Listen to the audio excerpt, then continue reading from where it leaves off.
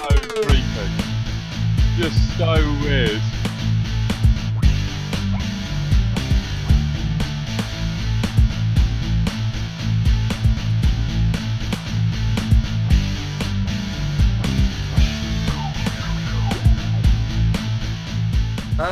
Right, ladies and gentlemen, we've got our little recording of our breakdown of what we thought of E3. Oh, straight into it. Here on my left, we have Naz. He's not really on my left. I don't even know what direction you would be. Imagine it's left. Yeah, At the end so of the day, it's all a circle, isn't it? he's definitely on my left and not the other side of the country. It's my boy Naz. All right. There we And go. over here on my imaginary right, we have. How would you like me to introduce you? We haven't talked whether you want to go screen name or full name. Who, me? Yeah, Or just both? Beast or Charles is fine. Beast will do. Charles the Charles Beast. Charles the Yeah, Beast. Charles the Uh, Beast. and it's Bruce here, or Smug, as most people probably know me. All right, so lads, quick before we get into anything else, we'll do some introductions in a second. But what do you think overall? Like E3, any good? I mean, it's probably the most excited I've been for one in a long time because I mean last year's was a bit naff. It was a bit quiet this year, but I think a lot of things got leaked. Well, the whole damn show almost got leaked beforehand, but there was lots of cool stuff there. Could have done with a bit more gameplay though. But overall, I'm pretty pleased. There wasn't any like gimmick this year apart from like live services or not live services. What's the other one? The cloud computing services. There was a lot of that this year, but that's not offensive really to me. I wanted more Bowser on Bowser skits. Yes, please, thank you. I thought I agree with Naz. Not enough gameplay. I bemoan the loss of gameplay at E3. It seems a lot of gameplay is either released not in the conferences or it's locked away behind closed doors. I remember threes where you'd have like somebody would come on stage with an actual controller and play through 10, 12 minutes of a campaign or something. Debatably so, but yeah. I was going to say, yeah, I mean, on one hand, I agree with you, more gameplay is definitely good. But on the other hand, a lot of it was so scripted and running off. They're like, oh, look at this great PlayStation 4 game that's definitely running on a PS4. Yeah. Yeah, it was very safe year, this one. Very safe year. I'd give it a solid B plus, I think. But I kind of like what they did with Nintendo's Treehouse thing, where they said, well, here's basically like the adverts. Here's like a quick rundown of what we're releasing, and if you want to see gameplay, you can come to the Nintendo Treehouse afterwards and actually watch them play it a little bit, which I thought was cool. I think when you give it a day after a Nintendo Direct at E3, like then you know what games you want to look at, and you can just search their YouTube channel for like the specific bit. I think that's good. Yeah, solid B plus in my opinion. So before we get into the breakdown of all the different shows and all the different releases and stuff, we'll just do like just so you know where we're coming from. We'll like give you our game of choice. What's the one game that's we spent more time on than any other? So you kind of get whether we're going to be a Sims guy or a Battlefield guy. You know what I mean? So Naz, what would you say is probably your most played game of all time? Oh, it's easy. Final Fantasy VII. I mean, I've bought it like 9 times. Good year for you then. Good year for you. Prepare to buy it again. Hooray for me! What about you, Games that Beast? I wanted. It's either going to be, and this is probably a left field one, but it's either going to be LA Noire or The Witcher 3. Now, LA Noire, I've actually platinumed on PS3, PS4. I did the full gamer score on Xbox One and 360, and I'm Wow. actually currently playing it on the Switch.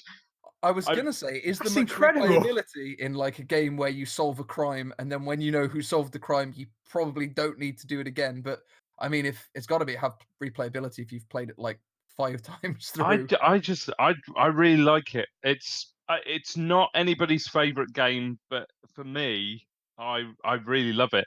And obviously, The Witcher 3, I could play that game forever. Another good year for you then, because they're putting that on the Switch, if I remember right, aren't they? That was on Nintendo's thing. How are they putting that on the Switch? Well, I mean, they put Skyrim on the Switch. I guess they just turned it. Skyrim's a 10-year-old game. Well, Yeah. that's true. It's like pushing PCs. Yeah, The Witcher was developed for the Xbox One and PS4, whereas Skyrim was developed for the 360 and PS3. So, And I mean, but I remember actually, I never really played The Witcher through. I played it a little bit, but I couldn't get into it. But I remember when I was playing it thinking, man, this looks beautiful. It's a good yeah, looking game. in the trailer, it doesn't look quite as graphically good, but that's what you'd be expecting if you want to be able to take that out as a handheld game. Just the sheer size of it. Play that freaking card game on the bus. That's all it is. You think it's the full Witcher game. It's literally just the card game. Just Gwent all day. Gwen, Witcher Snap. I'd play Gwent all day. What about you, Bruce? What about Uh, you? My most played, I'll go franchise rather than game because I've played all of them a ridiculous amount. It'd be Disgaea. It's like a Yeah. Japanese strategy RPG, kind of like Final Fantasy Tactics, that sort of thing, but a little bit more on the nose, a little bit sillier. I must have put hundreds and hundreds of hours into that. So, Oh uh, yes. well, we got a pretty good gambit there. Then, not all like we didn't all just go Modern Warfare, Black Ops. to be No, honest. we're not that kind of group. We enjoy those games, but I think in terms of stuff that we play loads. I've actually been looking for a. I do kind of enjoy playing a throwaway sort of multiplayer FPS. Yeah, There's something addictive about leveling up and the XP, and there's something very addictive about it, and I kind of miss it. When Doom came out, the multiplayer on that, we all jumped on that, and I think we played that like religiously, like 2 or 3 times a week for about 3 months. yeah. That was really, really good. So I expect to do the same when the new Doom comes out. Yeah, Eternal looks awesome. really good. Alrighty, so let me get my Google Documents open and we'll have a little look. I think we're going to start off with the Microsoft one first, Oh, yeah. if that's all right. I mean, I didn't really follow the Microsoft one because I've not played any Microsoft PC games or Xbox since the 360. So a lot of the Right. big name drop stuff like Gears. I loved Gears when it was on the 360. I played up to Judgment Day. There was a Halo game. I've not played Halo since Reach. So I didn't really follow this one too much. But I know, Beast, you've played your Xbox One still quite a lot, don't you? And I mean, Yeah, I'm still I do actually. I think with the last couple of E3s, Microsoft always feels like it's on the back foot because the PS4 is so outselling the Xbox One. The PS4 has so many more better exclusives on it, and I think this E3, because Sony weren't at it, which I'm sure we'll discuss later, Yeah. because Sony weren't at it, this was Microsoft's sort of conference to win or lose, so to speak. And I Yeah. have to say, they came out punching with a lot of really, I mean, coming out with talking about Halo, talking about Gears, they're two biggest franchises, but also having like Cyberpunk 2077 and the reveal of Keanu Reeves in mama. it on that. Yeah, that got that pop big. Borderlands 3 was there as well on Mm. the Xbox stage. So I think Microsoft did really well this year, but still, I don't think they're going to make up the ground they've lost to the PS4 this generation. No, I think they've punched hard, but because of the open space they had from not having another competitor there, they were Yeah. able to pick up all these third-party stuff that they could show off. I think they're going to do a little bit better next generation because certainly in the circles that I move in, Sony are really digging themselves a big ditch for the censorship at the minute. One of the big pulls for Sony that we've got is obviously because it's a Japanese manufacturer. We get a lot of me and my weeb friends. We get like Japanese games that you don't get on the 360, things that aren't necessarily very. I don't know what the right turn of phrase is, but you got things like Mainstream. Mainstream. Galgun, Valkyrie Drive, stuff that's a little bit risque. And Sony have gone from going, oh, brilliant, we'll have that. We'll have, a game where you can tickle Japanese schoolgirls and stuff. And all of a sudden they've gone, oh, actually, no, we've completely changed our mind on that. We're not having any of that. And Nintendo have gone, oh, okay, well, we'll pick up Senran Kagura. We'll have that. We'll have Valkyrie Drive. We'll take it. Yeah, what So the all of a hell's going on sudden- Nintendo? It's weird. They've gone from like, oh, we're very. What's Doug Bowser doing? That's what I'm thinking. Doug Bowser. Are we keeping an eye on him? He's Because an Reggie didn't let absolute this stuff weeb. happen in his watch. He's gone, oh, we'll go from like family friendly games like Raving Rabbids, and then on the same platform, you'll have that Senran Kagura hand massaging game, which is Yeah. pretty weird. I think though what Nintendo are trying to do is, I think for a long time with the Wii and the Wii U, they became this. We are only for young kids and parents who don't really care.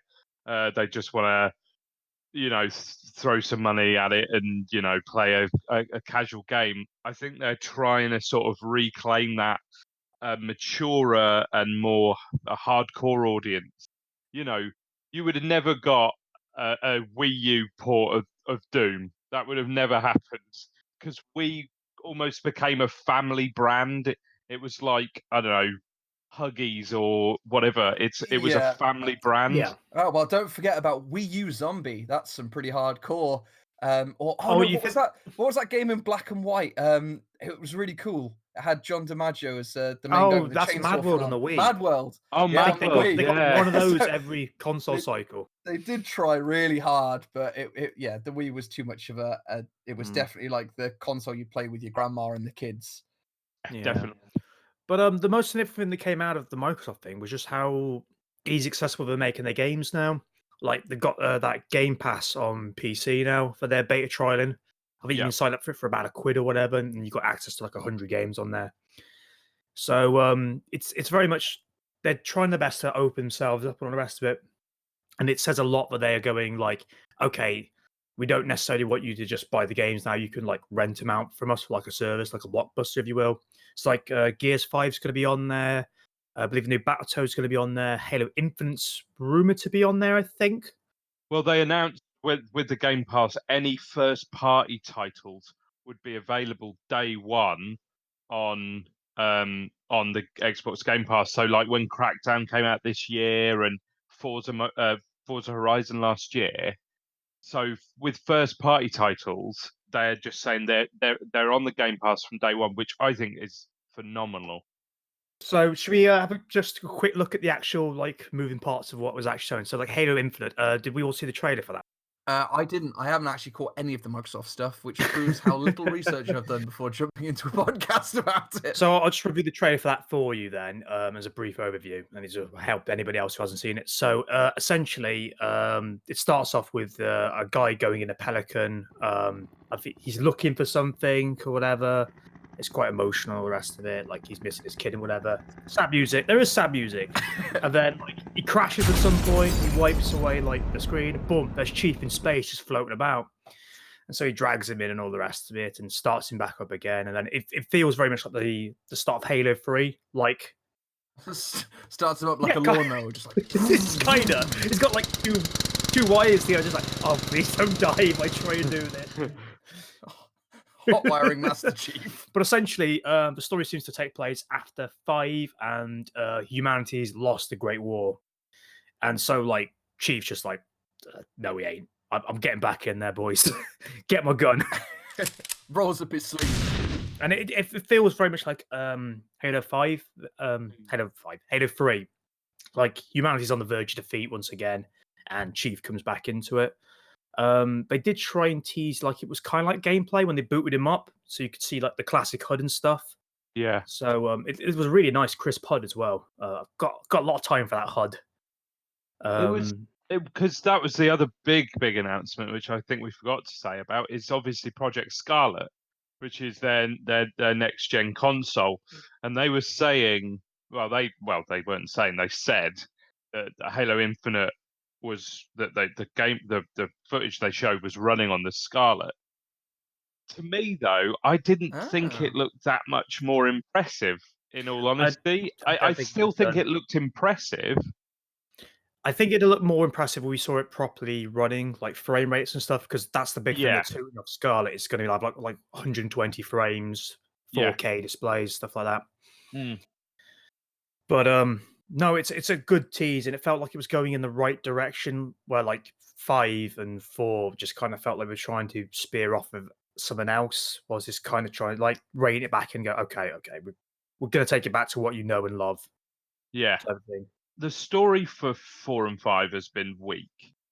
It's been lost on me, unfortunately. I followed up till Reach and I tried playing 4 and just got bogged down in these annoying Yeah. robot things. I Yeah. lost all interest. 5's multiplayer was ace though. Like I think a lot of people were put off by Halo 4's multiplayer, but honestly, Halo 5's multiplayer was genuinely really well done. I can't say how many hours that Naz and I spent playing Halo 3 and Oh. Halo Reach, the multiplayer online and stuff. It was the best online multiplayer I've played.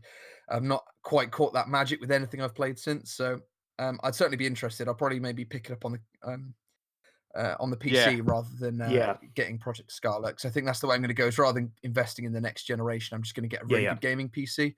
But so basically, from now a professional video games journalist, having recorded 10 minutes of a podcast, I'm going to go out on a limb and say, from what you've described, this is the Dark Souls of the Halo Yeah, yeah, games. absolutely, absolutely.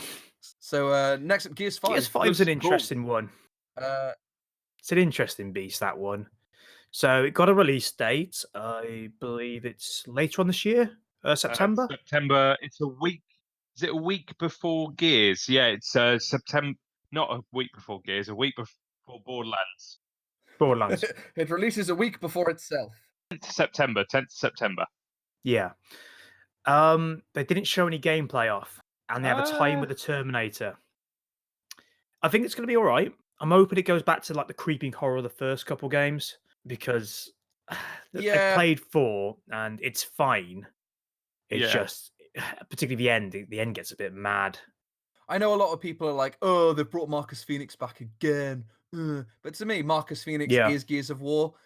Just the ridiculousness of like him running with a chainsaw, cutting off 15 guys' heads, and explosions in the background, then a helicopter crashes, and then he like looks at the camera and goes, huh, maybe we're the monsters on the inside. Big old philosopher beefcake. Big old philosopher beefcake, just massively inappropriate, Marcus. You just killed like 5 people. They had families.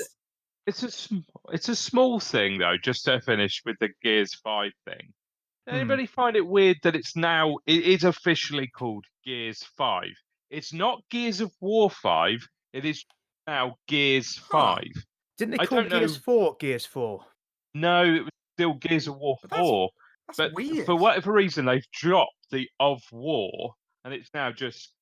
It's still the same developer, isn't it? It's still It's a Epic doing it. coalition. No, Is that why they used, because they used 4 the Gears of War. I mean, it's annoying, but they didn't call it Gears of 4. But there we go. You know. So, in summary, basically, Gears 5 is the Dark Souls of the Gears games. Is this where we're going with it? But well, we're journalists now. I think we're obligated to say that. Okay, fair. Blair Witch. This one's completely passed me by. Anyone want to fill me in? Is this going to be like another Friday the 13th game? Kind of. They didn't really. They didn't really show gameplay off for it. You've got a dog. That's cool. Oh, I'm in. Yes, it's a dog in a horror game. I don't think you want to be doing that.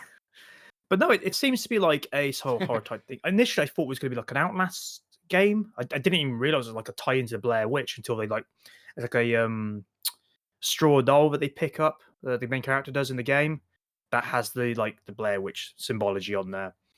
Yeah, it's real left field, but it's an interesting one. I'm definitely not saying no to it.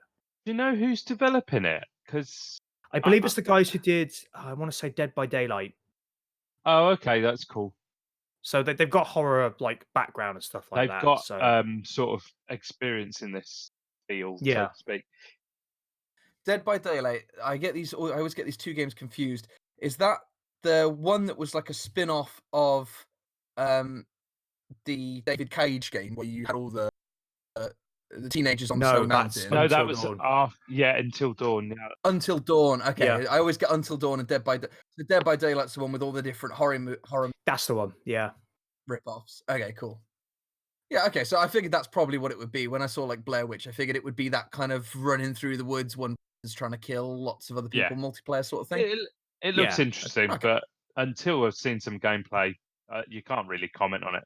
I've played about 5 different games now that have that same premise, and they've all been super buggy and shonky. It would be nice to play a game like that that's good. I think because they've got the actual license this time, so they're trying to parody it or make a version of it for someone else. I think it's going to be a lot more authentic. It's going to be a lot more polished. They're going to have more time with it.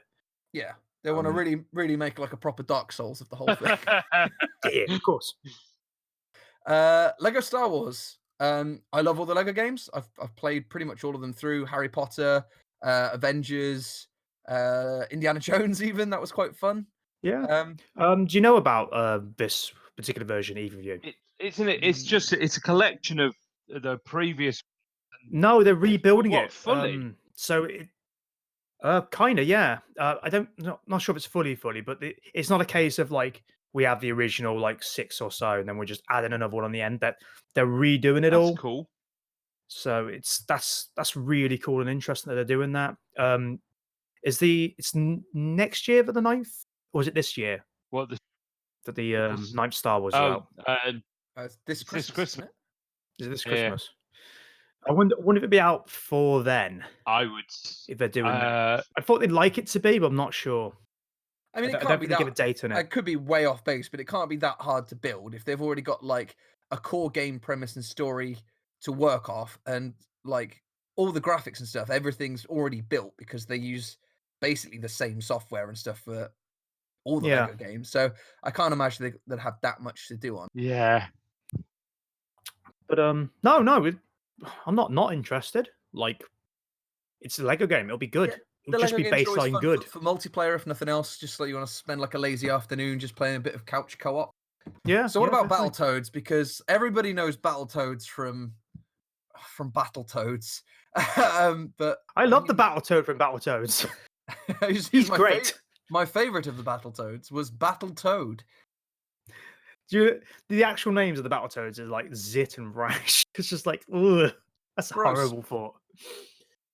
It's got an interesting art style. That's interesting.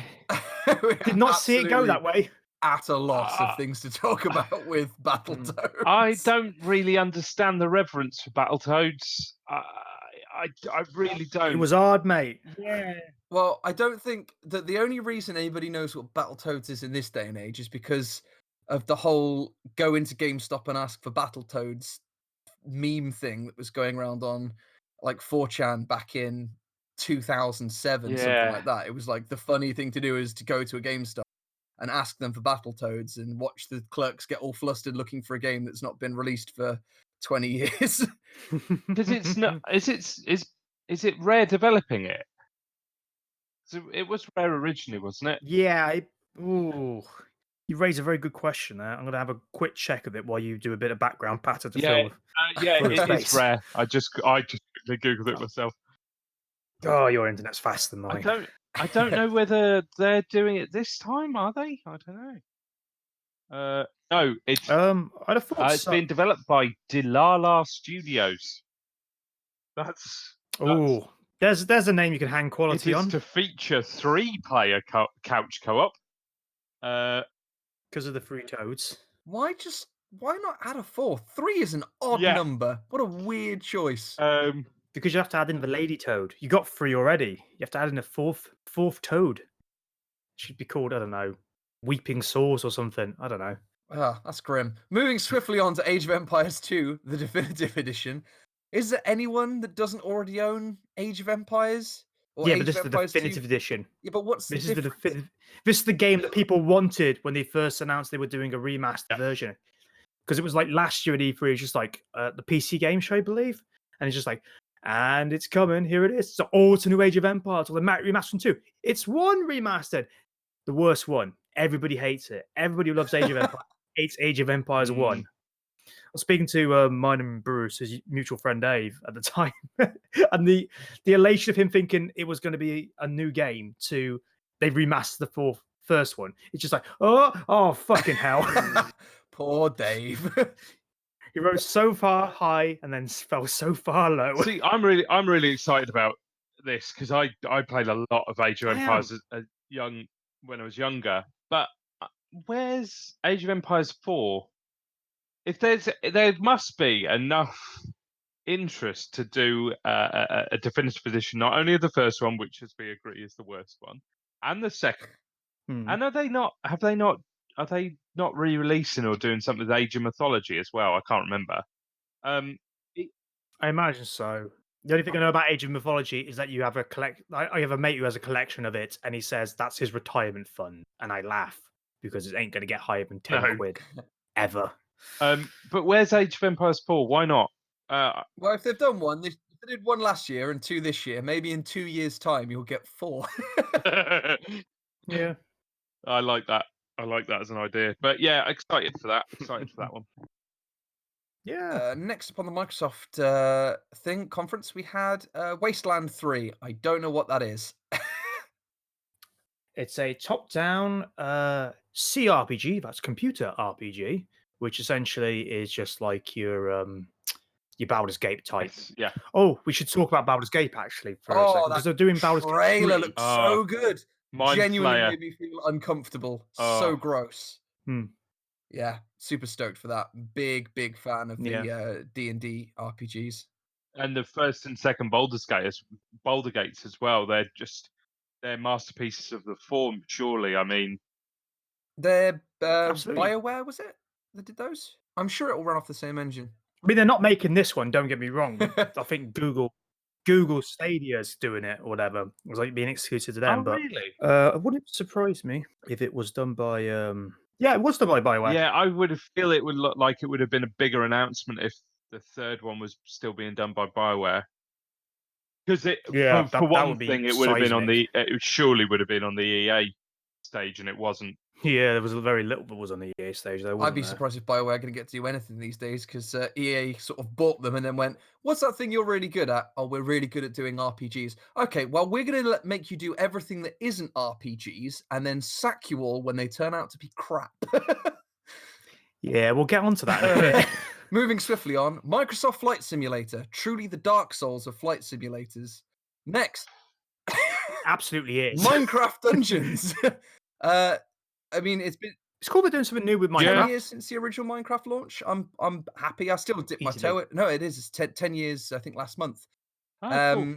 Oh Yeah, right. they had a little anniversary thing. I still dip my toe from time to time. Yeah. I'm quite happy that's still Ain't going. bad. Forza Horizons. Any of you guys play? Yeah. I played loads of Forza. It's I great. was actually playing it before I came on. Actually, Oh, funny enough. fair enough. Lego Speed Champions yeah, it's- expansion. So what's it just like Forza but Lego?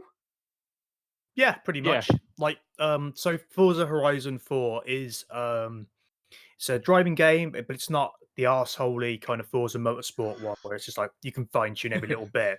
It's more like an arcadey one. You sort of romp through the English countryside on this one. It's really, really nice actually. Like loads of the environment's destructible, so you can like run through trees and walls and Nice just peaceful drive through the English countryside, destroying all the willow. Oh, it's great. There's a Halo bit in it. Yeah, there is. With the Like, Halo that's music as good. well, which is ace. That sounds mad. Oh, it's so good.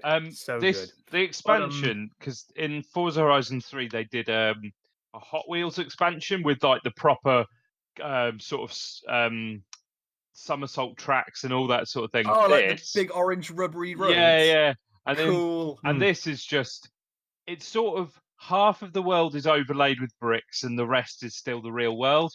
And there's 3 Lego cars that are like physical Lego cars, but you can still drive the real world cars in this like Lego environment. It's good fun. Yeah. I mean, I wouldn't, if I already had the season pass for it. If I was going to put money down in it, I probably wouldn't, but I already had the season pass, so I can't complain. But I've enjoyed it. It won't hold your attention for a huge amount of time extra over the main game, but the main game's so huge anyway. And if you're a fan of cars or driving at all, you'll have a blast with it. Oh, it's just a load of good fun, really.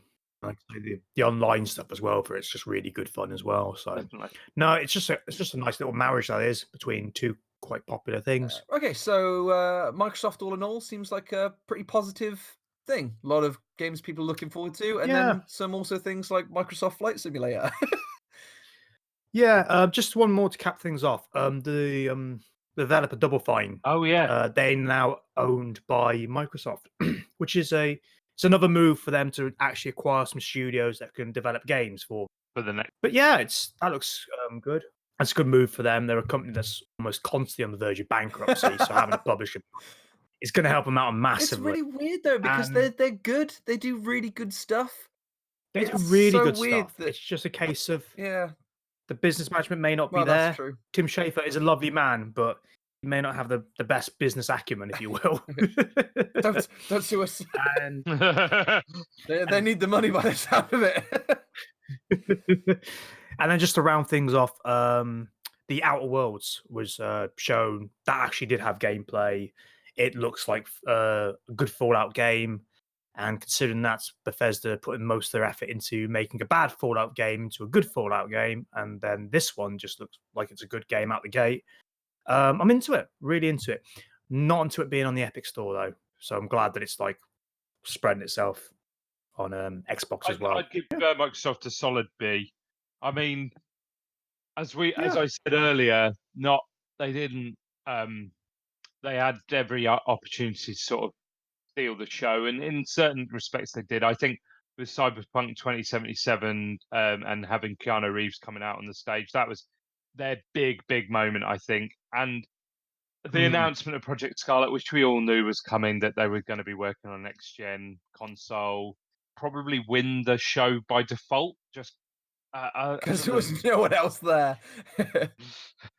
I mean, we're going to get onto Nintendo in a bit. Yeah, and that's just, true. You know, I was about to show my age there and go, so good job all in all, Larry Herb. You've done good for Microsoft. And I have no idea if Larry Herb is even still He in does. charge. He still works there. He still works there. still Yeah, there. He's a lovely guy. putting in those hours. Sony announced PS4. They didn't really show it. And he cheekily said, "Oh, showing off announce a new console, not showing the console. Interesting." And they did that thing this year. So it's like, Larry, can I see outside for a second? Just 2 seconds, mate. Oh, Larry. So, okay, so next up we've got Electronic Arts Ooh. and EA Sport. It's in the game. Uh-huh. So kicking off with Star Wars Jedi Fallen Order. Looks pretty cool. I've got a question. Yes, you're right. It is the Dark Souls of the Star Wars games. What Number one, it does look like he plays a lot like Dark Souls. A lot like Dark Souls. Like even like the healing mechanics and stuff. You got healing items that replenish when you take a meditative break or whatever it is. So there's a lot of Dark Souls in there. Oh, it's not funny to say it's like a Dark Souls game if it actually is. So it got shown off at the Microsoft conference and the EA conference. Why is it the EA one had the boring bit and the Microsoft one had the really exciting bit? Because Microsoft paid big moolah, probably. Good point, well Yeah, made. that sounds about right. I really want to like this game, but I don't know what it is. I don't know whether it's the Smug Jedi's face that I don't like. Hey, there's nothing wrong with Smugs. I don't know whether it's. I don't know. There's something about it. I hope it's good. I will probably still buy it because it's a game in the Star Wars franchise. It looks great. Yeah, there's no reason why I shouldn't like it, but there's something about it that you get that feeling in your gut that something just doesn't sit right with you on it. I hope I'm proved wrong. I really do, because I'd like it. Yeah, it's never nice when you have that. Yeah, sitting in the bottom of your stomach, just thinking, "I wish it's good." Because I get that about the Final Fantasy VII remake. I see it, I get hyped, and then a little thing in me just goes, "But they're not going to include that bit you like, though, are they? They're not going to do it this way, or they're not going to do it that way. Or there's something about it that you're going to hate because you want it to be good so much." I think it's cool that it actually fits into the canon of the new canon, should I say, the Disney Star Wars universe, because obviously Forrest Whitaker reprises his role from Rogue One, which is really cool. Yeah. So I can't be mad at it about that. But you can try. Yeah. The other stuff that was shown there wasn't a lot that was really shown. Like it was again another case of like you had one major game shown, and then a lot of sports, and then a couple of expansions to stuff that's already out. Damn it, EA Sports! Stop it with the sports already. I'll put it out there. As a NFL fan, I'm very excited about Madden 20. I will probably put in far too many hours into it, and I will probably spend too much money on a fake currency that it has no intrinsic value after the next year. Yeah. But as someone who's never had any interest in sports, Beast actually managed to get me interested in American football. We've actually watched a couple of games, and it's really good Ah! fun. It is. So there you go. Yeah, I'd I'd recommend. recommend the Americanized football. Smug approved. But FIFA, fuck FIFA. Did you not like the FIFA Street mode? Did that not entertain you? Because it entertained Football me. I was just looking at it Or going, soccer uh-huh. doesn't do much for me. But American football probably doesn't do much for you now, so we'll agree to disagree, It's perhaps. fine. I say, I think we can all stop dancing around what we're all scared to say and just come Go out on. and say it. The highlight of EA was Sims 4, the Island Living I forgot expansion, Sims 4 which, was as real. we all know, is the Dark Souls of the Sims This is where it expansion. gets real. This is where the real Sims 4 begins. 4 years on. Ridiculous. Another expansion that'll probably cost like 25 quid. The amount of money you have to put in to get everything in the You Sims could buy a house. now. It's so upsetting because if you just buy The Sims 2, Yeah. you get so much great stuff. Yeah. And then they released Sims 3 and said, so you know how traditionally when you release the next game, it's the same game but with more stuff. Well, what we're going to do is give you the same game but with a lot less Yeah. stuff. And people buy it. I mean, there must be people out there buying it because it's still going. And if there was any god in the universe, he would be going, No! Stop it! The existence of Sims disproves the existence of God. Enough now. Just buy Sims 2. Buy Sims 2 and enjoy yourself. I'd like to say something about Battlefield 5, though. Crack on. all right. I haven't played Battlefield 5. That was it. That's what I wanted to say. I haven't played it. Next. but wait for it. They showed the new DLC package, Chapter 4, which was more World War II, like European theatre stuff. But they also showed like a sneak preview of Chapter 5 of the DLC, which is like Pacific Theatre of War. Okay. And the Pacific Theatre, I'm much more interested in. It just reminds me of like the old school Battlefield game. What was it? Battlefield 1942? Yes, that was the one where like it was kind of free. Like they redid an old map from 1941. They put it on there, and then you have a really good time on that. That was cool. Yeah, that was cool. I will say that. Yeah. Apex Legends Season 2. I have no idea what that is. Cool. It's one of those like battle pass things that you can get for Fortnite, but for Apex Legends. They announced a new hero for it, and it's just like a few. It's safe to assume that if it's got the word "season" in it, then it's a battle Pretty royale much. game. Pretty much.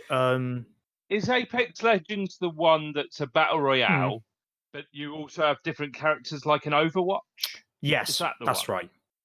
Okay. They all look a little bit more Destiny, sort of all pointy and angular. Okay. Am I thinking of the other one? Not Apex Legends. I was telling you before there were two that I always get confused. Was Apex Legend and Anthem. Anthem's probably the more Oh, angular yeah. one because of the robots. They didn't announce anything for Anthem. Oh yeah, that's I dead. guess they've shot that in the back of the head immediately. I love the haven't fact they? that the free game is getting more fucking on-screen time from the one that you had to pay £50 for. I love that. That came out in March. Anthem came out in March. That was 3 months ago, and they've already shot it in the back of the head. I don't know why they put those things so close. I remember the stories coming out though when Apex was released, like how they were scared to show it off, and it just pimped it out anyway. It's Died a death. it's like EA being stupid with Titanfall 2. When they released it between Battlefield 1, which was one of their own games, and the COD game that year, and guess what? It got fucking shafted. Even though it was probably the better one. apparently a better game. I A better game than all campaign so much. Like the Titanfall 2 campaign is excellent, and he got shafted, proper shafted. Yeah, I heard actually that Titanfall 2 is supposed to have been like one of the best multiplayer experiences in a long time. I think about that Supposed to have been campaign really good. once, maybe 3 months. I think very fondly of it. When I'm lying in bed Yeah, at night, I'm lying back. I think of it. Magical things. Good lord. Oh wow. So moving swiftly on to Project Red. Yes. I mean, I'm kind of sad that we didn't get like another hour and a half gameplay trailer. But Cyberpunk 2077. Roll on next year, man. I'm disappointed it got delayed out of this year, but I'm not surprised. It's going to dominate I'm wherever it just goes. really glad that CD Projekt Red have finally, through their spokesperson, confessed to everybody that I am breathtaking. Yeah. Because they needed saying, and now it's been said. Yeah, I'm really excited about it. I really don't know what else to say other than that. I'm super excited about it. I mean, the Keanu Reeves reveal was amazing. Fantastic. Obviously, that goes without saying. But I was super excited even before that announcement. Well, you could not be. It's one of the yeah. most talked about games of the past 2-3 years, just for the sheer scope of it. I really, really, really hope it's good because I'm getting a real. Remember when they announced Deus Ex coming to the 360? Yes. Not the newest one, Right. but the one before that. And it was like, oh, Cyberpunk Future, you've got all these different options. You can do anything you like. Look at all this cool stuff. And I was so excited. And don't get me wrong, it was good. I enjoyed it. I played it through. I'm sensing a butt coming. I got all the trophies for it. But it wasn't anywhere near as like huge as it was made out to be. And this Cyberpunk 2077 looks enormous. It looks so full of choice and options.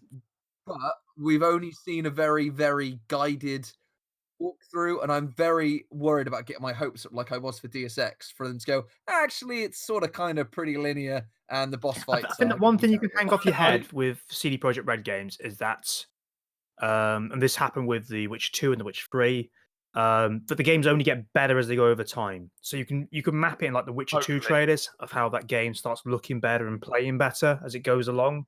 Yep. And I think it's going to be the same with this one. I think we saw very much a vertical slice last year, like 45 minutes of this is how it's kind of going to go down.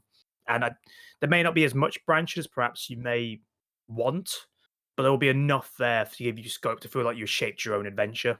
I know you haven't played much of The Witcher, and I think when it comes out on Switch, maybe it's a perfect opportunity for you to jump in onto it. But the size and scale of The Witcher 3, if you play that fully through, even if you just played the main story campaign, you don't even say touch the 2 DLC big packages that they did. You'll understand that CD Projekt Red will be more than able to handle a vast world like Night City. I think. My only real experience with CG Projekt Red, guys, is that when I originally bought The Witcher 3 for my waifu, you open up the case and inside there was just a little note from the developers that were just like, thanks for buying our game. We really appreciate your business and we hope you enjoy it. And I was like, they're really consumer friendly these days. Like back in the day, you get little slips of really, really lovely guys. So I really wish all the best for them. When I bought my Witcher 2 360 copy, I had it on pre-order for the day it came out. I played it on PC before, but I got the copy and it was like a special sort of limited edition copy, and it had loads of scribbles over it, and I was like, I am outraged. What have Amazon done to my beautiful limited edition? And I emailed them, and they'd obviously got in contact with CD Projekt Red, and it was a signed copy for me, which actually is really nice. That's really nice, but not what you wanted. No, apparently they'd done it to like all of the pre-ordered copies because it wasn't the pre-ordered edition for the 360. So it's really cool. They're cool guys. Oh, that's really nice. Yeah, good bros. Yeah, definitely. So moving swiftly on, we have the one that everyone's super excited for, the totally finished product of the Bethesda conference. I mean, don't get me wrong, Doom Eternal, 100% on board with that. And I will get around to talking to Ghostwire Tokyo. Yeah, all of my I knew she'd come up. Anyway, what Deathloop? Deathloop looks cool. It's an interesting concept. I'd like to see how it plays, please. But it's an interesting concept, and it's done by the guys who do Dishonored. So that's going to be It's going to be good. Okay, I can get on board with that. Yeah, I really, it's really going to be enjoyed good. this I of just it. need to see how it works. Yeah. Doom Eternal. I'm super excited for this. As we've already said, the multiplayer is at least on the original Doom. I've been excited awesome. since I I'll saw probably the pick it up just little for that. teaser last year, where like you see like the camera pans into like a hellscape, and it's like, oh my god, it's Earth, and then Boot comes down, crushes the skull. Yeah. It's the Doomslayer, and he is pissed. And that's just all I want. Shotguns with I grappling just want to be hooks. a 7.5 foot angry man with a gun. And I want that for 8 hours. Spoilers, in real life, Naz is only 6.5 foot angry man. I want an extra foot twice. I'm excited for Doom, don't get me wrong.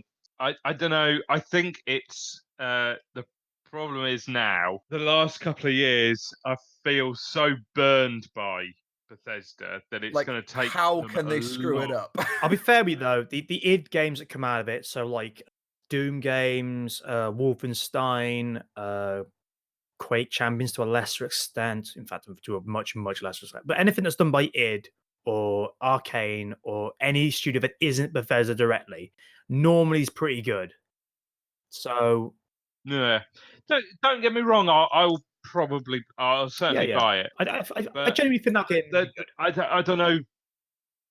Bethesda at the moment, they used to be certainly one of my favorite game developers, but at the moment, I just got a bit of a bit of Should we taste in lean my into mouth that, around those them. bitter tastes for a second and talk about Fallout Okay. 76, aka this is the year we're going to fix it.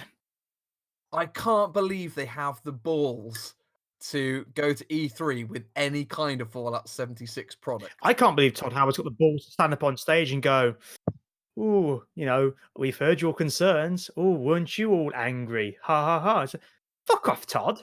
It's not funny. We gave you money. Absolutely barefaced yeah. cheek of him. Like, I get a lot of people are excited. It does look like they're fixing a lot of issues, but maybe don't release a broken game. Like, learn from what was that game with the space exploration one? No Man's No Sky. Man's I Sky. mean, what it sounds like what they've done with it now, it sounds like it's really, really good fun, and it sounds like it's a good laugh for multiplayer. But you can't go a year and a half down the line, or whatever it is now, 6 months down the line, and go, okay, guys, that game that you paid a lot of money for. Well, give us some more money, and we'll give you a fixed version of it. Yeah. In fairness, I'll admit something to you all and to all of our listeners. Real talk. They announced at the conference that they were doing a free trial for it. So I thought, okay, I'll play it for free. I'll play it for a week. And so I did play it for a week for free. And you know what? It's fine. It is just... The problem with it is that they've released it in a state that doesn't befit a Bethesda big star RPG. Yeah. You've got 16 players in a massive server, and like all the monsters and stuff are interesting, but there's nothing to really tangibly do in it, particularly if you go up to the higher levels. That's the problem. I got to level 10 and I stopped. I said, all right, I'll get to level 10. And in fairness to them again, all of this new DLC that they've announced, they've said will be totally for free, which is good. Okay, fair enough. Like, I thought it was paid DLC. That's a little better. No. It's all free, and but currently, until they bring out this new it's called Wastelanders pack or Wastelanders pack, yeah, where the whole world feels weirdly empty, even with other people in it. It just doesn't have that flair of a Bethesda I mean, I've had that RPG. issue with Fallout in general, and obviously, like I have people telling me, "Well, it's a nuclear apocalypse; it's going to be empty." It's like, yeah, but I'm going to be spending 20 to 30 hours in this game. I do want something to interesting to look at occasionally, not just. I guess they kind of told all the stories they could tell when they released the original Fallout 3. Yeah. The original Fallout 3. You know what I mean? Yeah. Because you hadn't seen anything like it before. No. And there was those weird things where you could wander around and you'd Yeah. find like a guy who turned into a tree, or just intriguing little stories that weren't necessarily connected to anything in the overall story, just funny little bits. Well, New Vegas was done by Obsidian, who were the original Fallout developers, and they've got like a flair for like really dark humor, which is what I'm hoping we're going to get with the Outer Worlds. Yeah, Like, it needed a bit more humor behind it, and not that kind of like wacky Borderlands humor where it's all a little bit. no. Like somebody who's dressed up as a mud crab and claims that they're king of the mud crabs because they've gone a bit mad. That kind of thing. Right, so enough about that because I think we've been too even-handed and level-headed about this discussion. As gamers, we're supposed to love stuff or hate stuff, Okay. and nothing in between. So with that in mind, Ghostwire Tokyo, hooray, hooray! We know nothing about it, but it's got Ikumi Nakamura, so I will buy it twice. Can I just say how embarrassing it was for that crowd to whoop the fact they added in non-playable characters you can talk to in a game that should have had non-playable characters that you could talk to. Yet the legend that is Shinji Mikami comes on stage and it's nothing. That's embarrassing. That's horrible. The man raid Resident Evil so and Devil I May hear what Cry, you're saying. and you can give him I nothing. hear what you're saying. I get you. Yeah. I'm on board. I understand. However, let me come back at you with this. Shinji Mikami isn't an adorable Japanese girl. Pop for the adorable Japanese And girl. frankly, Pop if for she the had adorable said, "Hey everybody, in this game you can use a controller," I would have whooped so loud the skin would have peeled from her flesh. That's a dark look into your fantasies right there. That's a deep dive. I know what you mean. It was a little much when she was, she was saying I'm stuff fine that with didn't you cheering necessarily her. needed to be That game's applauded. going to be good because it's got Sean Mikami in there. But I'm saying like non-playable characters in Fallout 76 shouldn't get a big woo, yeah. Cheer the man who's been working 30 years in the games industry. Yeah. And the nice Japanese girl who came out and introduced the game. Thank you. That's right. Okay, so next up we've got Wolfenstein. Wolfenstein? Stein? Wolfenstein. Stein. It's cop shooter in the Wolfenstein franchise, which is all the Wolfie games they've remastered so far I've played have been really, really fun. Yeah. I played the second one on Switch. It holds up quite well, if a bit dumbed down visually. What is Commander Keen? No idea. Oh, no, I know what it is. Oh, do you? So, you know how Elder Scrolls Blaze got announced last year, and then this year they were talking about it being a mobile game and stuff like that. Yeah. Well, Commander Keen was a game that Bethesda used to make back in the day, and they are now doing it for mobile phones, and people cheered it for some mad reason. I know mobile gaming is a huge thing in Japan. Like it is massive, way bigger than it is over here, but I can't get behind anything that doesn't have thumbsticks. I don't think it's the place to announce it. Like the number of times that there's a game that's going up mobile been announced at E3 and has gone down like a lead balloon, it's all of them. Yeah, that one for I was just gonna say what you really want to do is announce Jesus. that at a Blizzard con. Yeah. You get a really warm reception in that they will burn you. Yeah, That was appalling. that one and the Blades one as well last year when that was announced, everyone was like, okay. What were they Sure. thinking? Here's something though, okay. Mm. And this is not related to E3, but something that happened earlier in the month, which was the Apple press conference for it's not called iWorld anymore. Their developer conference. Yeah. And iOS 13 is going to have support for both Xbox One and PlayStation 4 controllers. They went really hard on the game stuff this year. That's kind of cool, actually. Yeah, I like that. My they got main their own gripe developers with and stuff. all mobile games is that I can't get into something that doesn't have thumbsticks. I know Yeah. it sounds really silly and really purist, and all gamers got to have proper controllers, but I can't get properly invested in something with my big, stupid, fucking fat man thumbs tapping a glass screen. Yeah. I need some feedback. I like having thumbsticks. What's most interesting as well is because there's the PlayStation Remote Play app, which you can download for the iPad, say, or your iPhone, actually. You can connect it in your house to your PlayStation 4, and you can sit up in bed with your iPad and a new PS4 controller with iOS 13 and just play it as if you were playing I think that's fantastic. It's like it's good. You're almost turning your PS4 into a Switch, basically. Yeah, I'm all behind that. So, really. But like mobile only gaming, like those games are so cynically made and like this Commander Keen one just looks like Clash of Clans. Oh, And I just can't. I'm just not interested. I don't see anybody who would be interested who's at that Bethesda conference. what happened to Bethesda, man? Who's in charge? Like, what Todd Howard. is Todd he? Howard's in Is he charge, and he CEO? needs money. Is he actually CEO? I think Or is so. there somebody above him who's like using him like a terrible puppet? Chairman, here. This is the man we need to blame. Robert Altman. We're coming for The you, Rob. fastest. We're coming for you, Robert. 3 nerds on a podcast no one's heard of. We're coming for you, boy. Free journalist nerds, mate. Journalists. Oh yeah, we call professional journalists. The president of the company is also called James Leder. We're coming for you.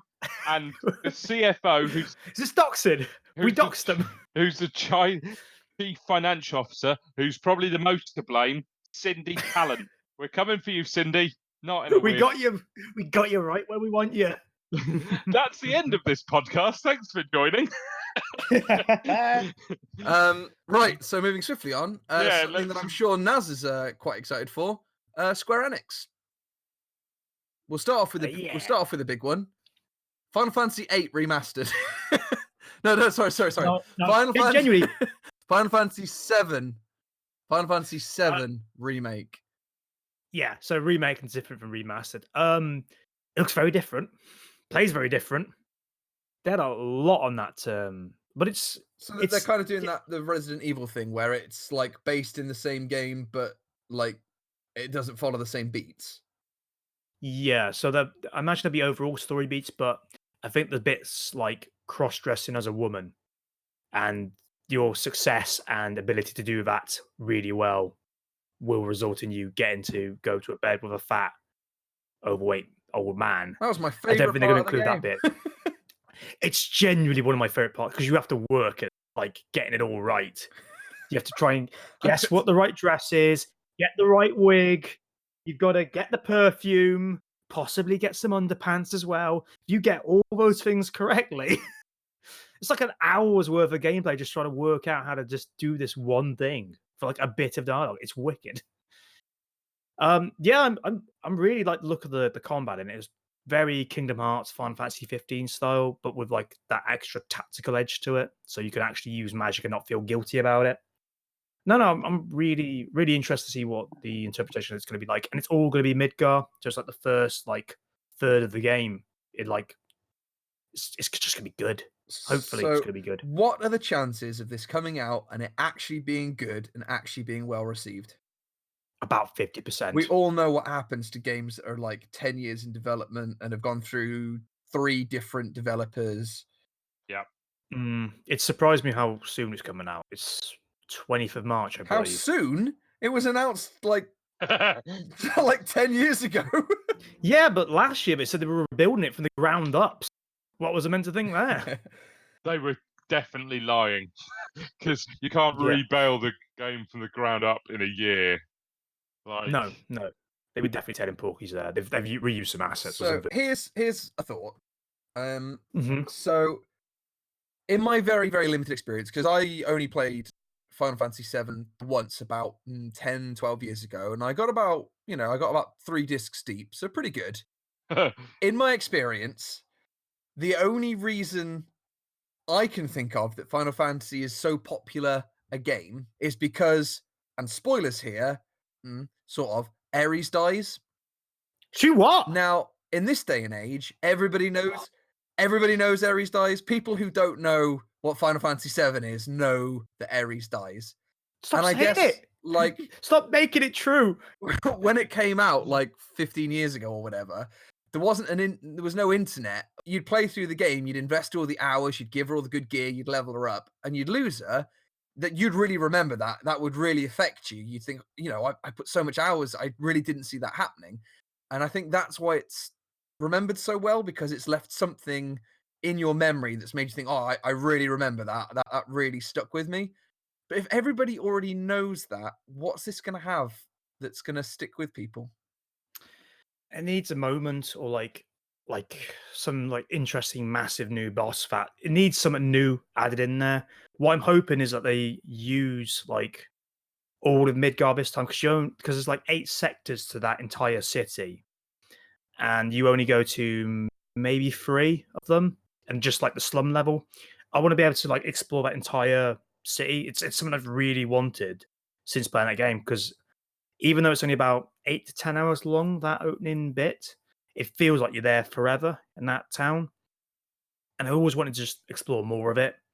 So if they can get me to do that and like just expand that entire area, because Aeris doesn't die in that first opening bit. So like there's no thing where you go like, oh, I'm just waiting for it to die now. I'm just waiting for it to die now. If you can get all like this entire city mapped and you can go explore around it, do side quests and stuff like that, I think that will really make it stand out and make it unique as opposed to the game that it's remaking itself off. I think they really need to get Sephiroth right. I think they need to write him really well because he's like a really well-known and famous bad guy, and he's kind of cool. I could do without him being in the game at all, to be honest. Okay, fair. No, genuinely, in that entire start bit, you don't even really talk about him. It's only once you've left Midgar that you like start learning about him. So I don't mind like allusions to him, but if he starts taking up too much of the game in a game where you're not going to see him, then something's gone wrong. It's kind of not what that bit of the game is about. It goes from being like a planetary crusade to being 2 guys in like this epic rivalry, like later on down the line. And I think people remember that bit too much to like think about the overall picture of that game. That's fair. Yeah. Did you ever play Final Fantasy VII, Beast? I don't want to make Naz sick, but That's fine. I have never played a Final Fantasy game. That's literally fine. That's literally fine. Ever. That's why there's so many games in the world, right? I'm a bit lost at this point. I know obviously that there is a great reverence for Final Fantasy VII, especially, and as a franchise, there's a lot of reverence for it. And as such, I do think I will dive into my first Final Fantasy experience with the Final Fantasy VII remake. I think that's what the kind of game's geared towards. Oh well, I just spoiled the shit out of a big part of that game for you. It's fine. It's fine. He won't see that bit. He won't see that bit in that game. So that's fine. You might forget. It's like on most like most surprising deaths in video game lists all the time. So I know a lot of the plot beats, but I legitimately have never played a Final Fantasy game. I think this could be the one that you could go for because it is more action orientated. It's style. You are more active in the combat than like waiting for a meter to fill. Yeah. So I haven't been able to input much in this section. However, I will say that Square Enix obviously are also doing, and it isn't on the list, but is the Avengers game, which you have missed that one out. Huge. Why is that not on our list? It's huge. Okay, well, let's talk about that right now because I'm excited. Definitely. I want to hear Beast Thought on this because you're a big Avengers fan, a big Marvel Cinematic Universe fan. How many times did you watch Endgame? 4 times in the cinema, and That's a lot of money to go to the cinema to watch a 3-hour film. That's 12 hours. I mean, 3 of those were within sort of 48 hours each other. So for like 9 hours of my day. I just imagine you leaving the cinema the first time, turning around almost immediately and go, 2 more, please. I mean, I would if I could have done. Don't make me snap you. I think it looks awesome. I think it looks really cool. There's no gameplay, which I was going to say, how do you know that it looks cool? Because we've not actually seen any of it. No. I like the story direction they're taking, I think, is where I'm coming from that aspect. The developer behind it is a developer I trust, so that makes me excited. They're very safe hands. I know they mentioned about that there's going to be a multiplayer aspect of it, which will be cool. It's a shame they didn't see any gameplay, but if I'd seen gameplay for it and I'd like the gameplay, it may have picked Cyberpunk as my most anticipated. Yeah. Until I see gameplay, there's not much I can say. Yes, I definitely want to buy that game. I definitely still will because it's an Avengers game, and it's not like it's a Lego Avengers or it's a movie tie-in game. And also with like the success of the Spider-Man game last year, which was just awesome. That's a phenomenal game. I'm really excited for it. But you're right. Until I've seen gameplay, I will hold off my full judgment. But yeah, no, I'm very I excited. like that they've kind of designed the characters to look sort of like the movie guys, but not really. And the voices don't even try to be close. I like to see them do a bit more variance to the costumes because it's like the movie costume with a different head on there, and it's just a bit too uncanny valley / stunt actor type thing going on. But I think if they redesign that, there was a lot of hate for Captain America's fucking outfit. I mean, I don't know why. You get to see the ass of America. It's a perfectly fine Captain America outfit. It is a little different than either a comic or a movie accurate one. But it's fine. It's fine. It's war worse. It's not as bad as Captain America's outfit in the first Avengers film. That was bad. Yeah, tight little buns in his little buns. So what kind of game do we think this is going to be? Like, I think it's going to be an Overwatch.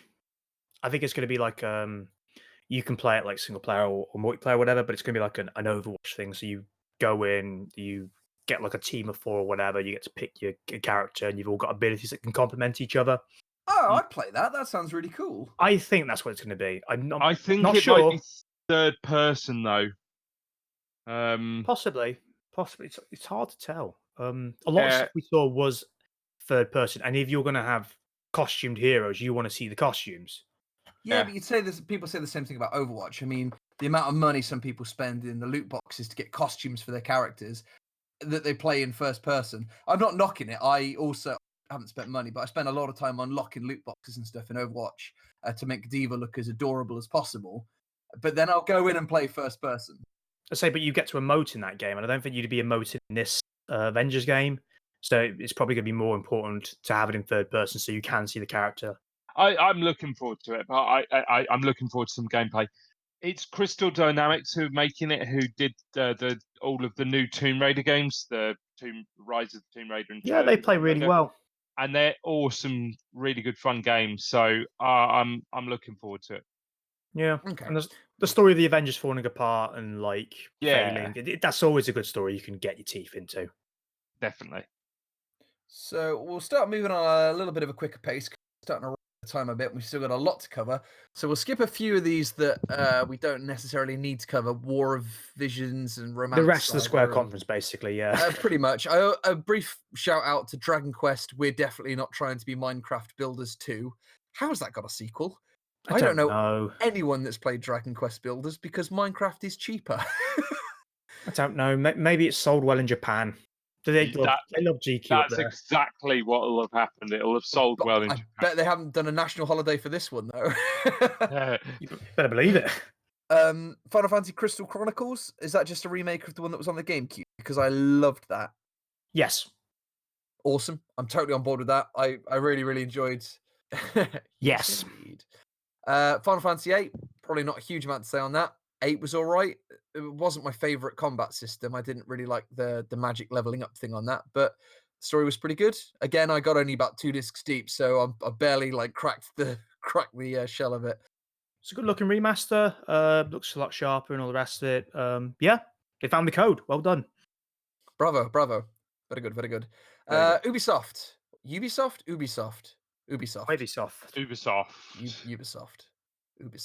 Ghost Recon Breaking Point. Yeah. Yeah, it looks all right. I guess looks very different to all the other Ghost Recon games. I'm saying that as someone who didn't play the last one, but back in my day, Ghost Recon was basically Rainbow Six, but you controlled a squad of 3 guys instead of just 1. Yeah, this is like so they did a game called Ghost Recon Wildlands, which was in an open world like Bolivia.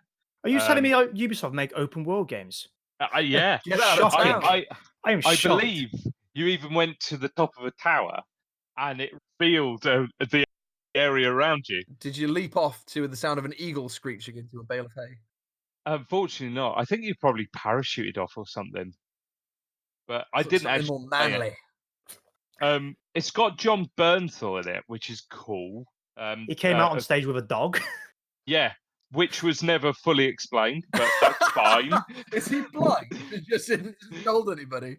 This is No, my genuinely. seeing eye dog. John Bernthal loves dogs. Was it like a pit bull he had? Not a pit bull. Just the American equivalent of a pit bull. Either way, is that kind of dog that he had on stage, and like they have a bad rep for killing kids or whatever. So like, and he's just like, look at this nice dog. I'm going to ignore while I talk about how good I look in the new Ghost Recon game. Jesus Christ! Yeah, What a weird choice. It looks just fine. I think people who like that sort of game all love it. I have no wish to play it myself, honestly, just like I didn't with Wildlands, but Wildlands sold really well. Like Surprisingly well. Picked up that game. Somebody I work with, he played it, he loved it. So yeah, maybe there's just something I'm missing from it. But it's got a sequel, and it's got John Bernthal, who's a really good actor from like Walking Dead and Punisher. So yeah, I think we can echo most of that for the Division 2. I have no interest in it. I didn't enjoy the small amount I played of the first one. Somehow enough people liked it that it got a sequel. People go crazy for that game, man. It's so weird because it's just like... I don't think it added anything, did it? It's just changed location. Yeah, it's now in Washington, not New York. It's just kind of like Destiny, but instead of it in space, it's like paranoid New Yorkers. Yeah. Yeah. Stick with yeah. Not for us. It was a free trial for it.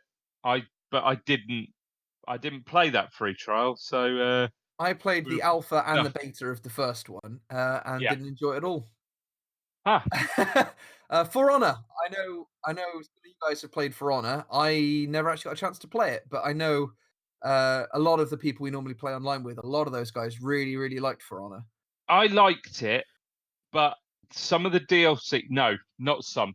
Immediately, the first DLC package completely broke it. And then I stopped playing it because I was like, well, what's the point? Because I'm just going to get killed every time I try and do anything.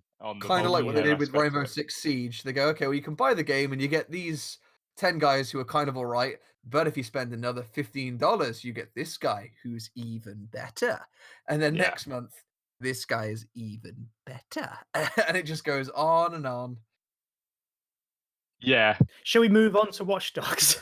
Let's. No, I think that pretty much covers For Honor. Okay. I like Watch Dogs. I know that most people don't, but that's fair. I like the first one. I like the second one. I like the look of this one. I'm really into this one, actually. The more I think about it, and the more I look at it, and the more I think about it again, this would be the one I get.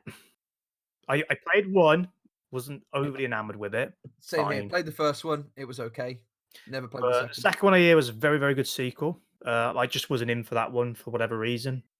This one, though, it's set in London. You can be any character from like an old lady to like a basketball player or whatever. Yeah. It just... I've always wanted to be an old lady and a basketball player. I know, right? But like... This game was built for me. Going around London, a city that I know, like, roughly, can get around and all the rest of it, and being like in many ways is a representation of like Britain. It's like, well, here's a big city, but that's where it is. It's not like New York or LA or anything like that. It's London, and we mapped it to a point. We put Cyberdog in there, which you can go in and buy costumes. Yeah, I bet you can't go down to the basement though, can you? Find out, won't we soon? Spent a lot of good hours of my life down in that basement. Anyway, I think it looks cool. It looks really cool. Yeah, really I will definitely buy it. Yeah. I think it's going to be one of those things that's going to be fun to watch people stream. Definitely. Like, I probably won't pick it up myself, but it'll be fun just to watch people getting up to goofy adventures in London. Yeah, definitely. Yeah. I think everybody's game is going to be kind of different because of, like, they'll just pick up different people, like, to do different missions or whatever. So it's just like, well, you could do the mission this way. You could get this person who's got a different set of skills to do the mission that way or whatever. It's got a lot of potential. Just Just looks good. Just looks good. That's all I ask. So the last thing we've got on the Ubisoft presentation was Gods and Monsters, or as I like to call it, Breath of the Wild. Yep. They didn't Yeah. show any gameplay, Yeah, but you know how that game's going to play. but it's coming out. It's coming out in March next year. It's going to get murdered. It's going to get actually murdered. The 9 other games that are in there, Who they're buy? going to gang up and kick the hell out of it. I really love Greek mythology. And if they play it right, I think it could be good fun. But like Naz said, I think it's going to get absolutely buried. I think your money's going to be much better spent getting that Assassin's Creed game that was set in ancient Greece. Odyssey? Oh, well, it's made by the same guys who did Odyssey. Yeah, I don't know. It's one of those games without gameplay, so it's really difficult to to buy in. Yeah. pin Well, I it don't think down. that'll be a problem next year, not having enough gameplay, because obviously this is going to be such a big smash hit. All the big E3 guys who run E3, they're going to listen to this and take all our feedback on it. So Well, we I'm are sure journalists. next year there'll be a lot. Yeah, we're our proper professional journalists. Also, don't forget those Bethesda, no, ZeniMax. We're coming for you, boys. Coming for you. God damn it! I thought we We'll would have get done. big. We'll get big one day, and people take heed. So here's something I never thought I would say. What do you guys think about the Panzer Dragoon remake? I'm sad that it's not Saga, but I'm interested to see whether or not they end up doing Saga. Because I believe that's again the same thing with 8. I believe it's rumored that they lost the code for that. And considering that game came on 4 discs, that's a lot of code to lose. But no, it's an on the rails shooter. You're on a dragon shooting things. That looks cool. If someone said to me, "What game do you never ever think they will bring back?" Panzer Dragoon would have been pretty high up on my list. What a weird choice. Really weird. I mean, don't get me wrong. It's always good to have sort of nostalgic stuff, games from our childhood brought back. Never going to sort of turn my nose up at that. But what an odd choice. Yeah, can't be many people nostalgic for that. Yeah. Fantasy Star Online. I really wanted to come to Europe. I really, really want to come to Europe. I really, really enjoyed the Fantasy Star games I played on the Dreamcast. Yeah. But obviously, as a child with a Dreamcast, I never figured out how to get that thing online.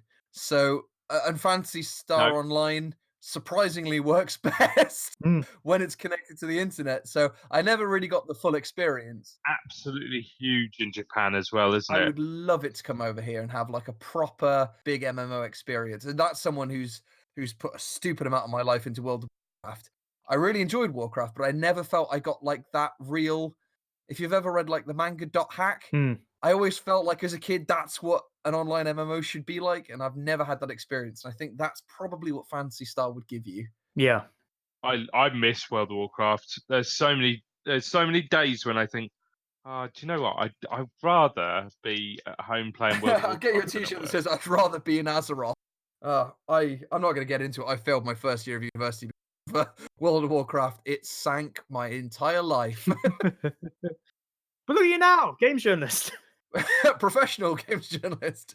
Sega Genesis Mini, truly the Dark Soul of the mini consoles. Not necessarily at E3, but they announced the last 12 games for it, including 2 that have never been released before. Yeah, if it's come out for a reasonable price. Will it sell as poorly as the PlayStation?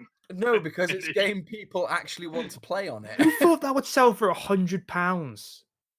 There's only one game on the PlayStation Mini that I'm interested in, and that's Metal Gear, and I already have a HD remastered version without of a fucking analog stick. Yeah. I was at the Games Expo a couple of weekends ago. There was somebody there selling them for £15 a pop. Probably. Oh, I would drop one for 50. I would buy one for 15 quid. Probably never even play it, but just to say that I had one. Well, I mean, that's madness, isn't it? Dropping it down. It's only been out a few months and dropping the price by £85. Yeah. No, I think the Mini will do well. There's lots of you actually remember from being on there, as opposed to the PlayStation one, which is just like, who remembers Jumping Flash? No one, because we were all playing Spyro and Crash, you maniac. Yeah, which have now got remakes. So your mini console. Yeah, there are literally better versions of those games now. I think the problem with the PlayStation is it's actually too new. almost. There's a lot of licensed stuff as well. Like you can never have Wipeout on there because it's all like not Crystal Dynamics, like Crystal Theory and all those like techno club tunes on there. Firestarter as well. That's on there. Stuff that you'd really, really want. Parappa the Rapper. Yeah. Again, they made a better version of that. I mean, I know. I suppose. Yeah, I'm sort of going against my own point there a little bit, but there's so much on the PS1 that you think, oh, that's proper, that's classic PS1. Croc Legend of the Gobbos. Anyone remember that? I think that was the first game I ever had on my PS1. Yeah, Croc, Gex. Gex didn't make it. Yeah, of course. But Gex was a Sony property, wasn't it? I'm sure it was. Yeah, if not, like, I'm assuming they could easily acquire rights for it. I mean, it's fucking Gex. They've not made a game for that in 20 odd years. I really enjoyed Gex. I thought it was really funny. Even when I was too young to get half the references. Anyway, moving on to the final big presentation of The best. E3. We have the one, I think unanimously saying the best, Nintendo. I think we should just start off. I was going to say with the big one, but actually, I don't even think it is. It's just one of the big ones. Breath of the Wild 2. Who saw that coming? I was just going to say that. Genuinely. If someone had said to me, "Oh, Breath of the Wild 2," I was like, "No way! Breath of the Wild's so new. They're not releasing a sequel. It'll be more DLC or something." I was watching the trailer for it, and it's just like, kind of looks like Breath of the Wild. That looks a lot like Link and Zelda. Those are Link and Zelda in the Breath of the Wild. This is what? Oh, they're doing a sequel. Right when it says Breath of the Wild sequel is in development, like it's a James Bond thing. Breath of the Wild will return in the sequel. See, I hate to say it, right, but when it came to the end of and they said we've got one more announcement, and last year in the last Nintendo E3 Direct, they announced that they were doing Metroid Prime 4. They just put up a logo of Metroid Prime 4. Oh god, yeah, they did. Oh, I was so gutted that wasn't shown. And I said to my girlfriend Jasmine, I went, "Oh, this will be some gameplay of Metroid Prime 4." No. And then when it wasn't, I kind of part of me was disappointed. But obviously, I'm excited. Obviously, that Breath of the Wild 2 is getting a sequel. Breath of the Wild's getting a sequel, But it's not Metroid because it's Breath of the Wild. But it's Zelda and it's Breath of the Wild. But at the same time, it would have been nice to see something else from Nintendo, like Metroid Prime 4, which they've already announced is coming. Yeah, but I think we haven't seen anything from it. I sometimes have this problem with Nintendo that they like to tease, "Oh, we're working on stuff, but you won't actually see the fruition of that stuff for like 3 years. Yeah, I can't imagine we're getting Breath of the Wild 2 until at least like 2021. Well, say to transition from that to Animal Crossing, that was something they teased 2 years ago. But they were working on that, and they showed a logo off last year, and finally we got in gameplay and a release date for it now. But and it looks awesome. It looks great. Yeah. I'm really looking forward to it. It's a shame it slipped out of 2019, but if you need that extra 3 months to make sure it's good, then I just want it to be that good. extra 3 months. Yeah, because you know it'll be good. I really like that you can couch co-op it. Your partner's going to love that. She really is. I'm really tempted to pick up a second Switch just so we can play it local and not have to share a screen. But Animal Crossing looks so much fun. Quick question. I only realized, I'm not even sure if it's an actual joke or not. Tom Nook, is he a raccoon or is he a tanuki? He's a raccoon, but a gangster, so you can't trust anything Is he definitely a raccoon, not a tanuki? Because the name Tom Nook sounds kind of like... Isn't tanuki just Japanese for raccoon? This looks like a question for Google! I believe it's the localized version. It's their version. Oh. So I imagine he would be It's a Japanese raccoon dog. Oh, so it is a different thing. Yeah. But it looks like a raccoon. So now my question is Tom Nook a tanuki? Probably. All I know about Tom Nook is that he's got a corporation and Mr. Assetti's job. I mean, that's just 2019 in a nutshell there. The rich get richer. He's called a raccoon in all Western versions, but in Japanese, he is a tanuki. So I'm guessing the name Tom Nook is a play on the word tanuki. Yes. Yeah. But you can't Sorry. coordinate. I was just watching the conference, and they're like, "Oh, in Japanese, this app they have on the phone is called Tanuki Pass or Tanuki Travel, Hmm. but in English, it's going to be called Tom Nook Pass." And I was like, "Hang on a minute, Tom Nook, Tom Nuki, I guess." Could see the code coming up. Oh, I God. saw the code for a second there. I was Japanese. Jesus. He has all the keys to the kingdom, doesn't he? Oh, he's a He's got two separate currencies in this game. robbing I mean, bastard. branching out. It's going in He looks all cooperation now. fluffy and cartoony, but he's actually a loan shark. Like, he'll send the Nook brothers round to, mess you up. I think that's what's going to happen to Mr. Asai because he can't save your game anymore. So he's going to join Nook Incorporated and break your legs on behalf of Tom Nook. The smartphone is even made by Tom Nook. He's going to get you. It's called the Nook He's going to phone. get you.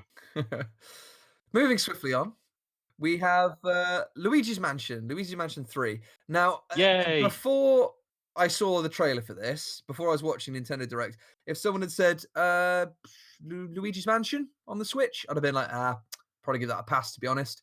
Watching the gameplay of it, it looks a lot of fun. It looks great. It's gone from being something I didn't give a shit about to something I really do care about now. Really want it out this year, maybe December. And that's my 100% Christmas on board game. with that.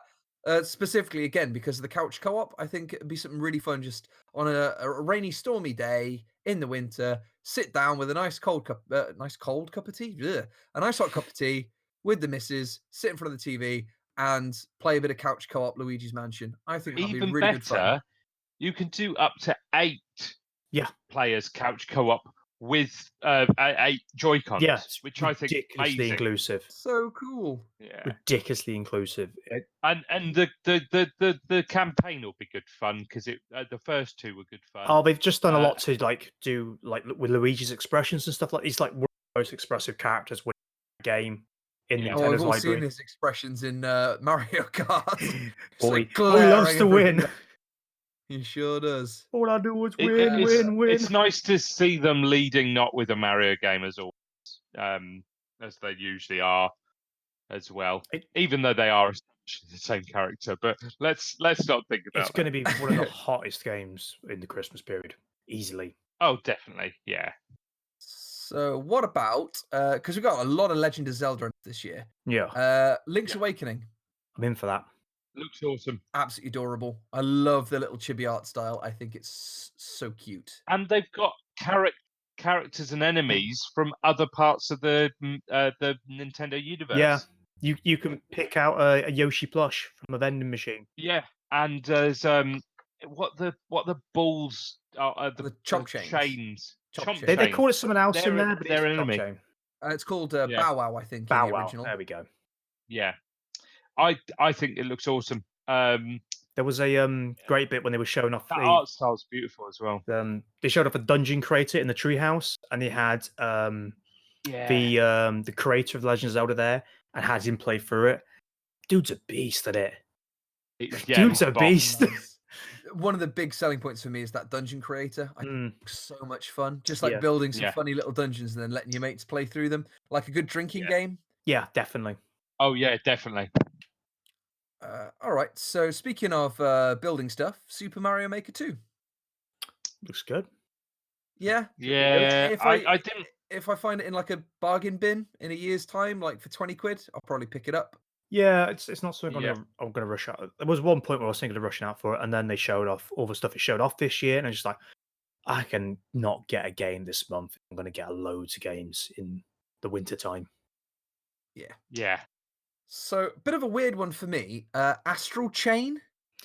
I was really hyped for this one when they first showed it off at the start of the year, and the more I've sort of seen and heard of it, I kind of not soured on it, just sort of chilled on it. Yeah.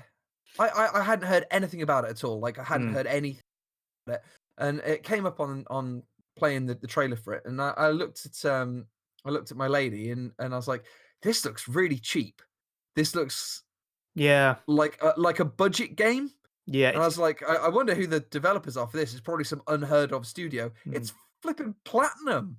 Yeah, The gameplay looks good on it and all the rest of it. I think it's just got a case of the Xenoblade Chronicles where like it's so like big and ambitious that like the graphics are taking a massive hit on it.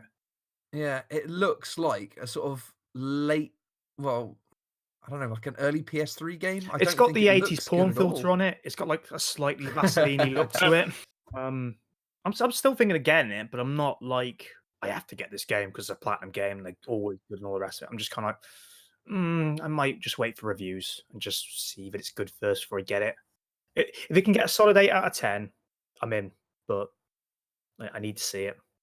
Something I am really stoked for though, Marvel Ultimate Alliance. Oh, Yes. I have enjoyed all the Ultimate Alliance games, the X-Men ones.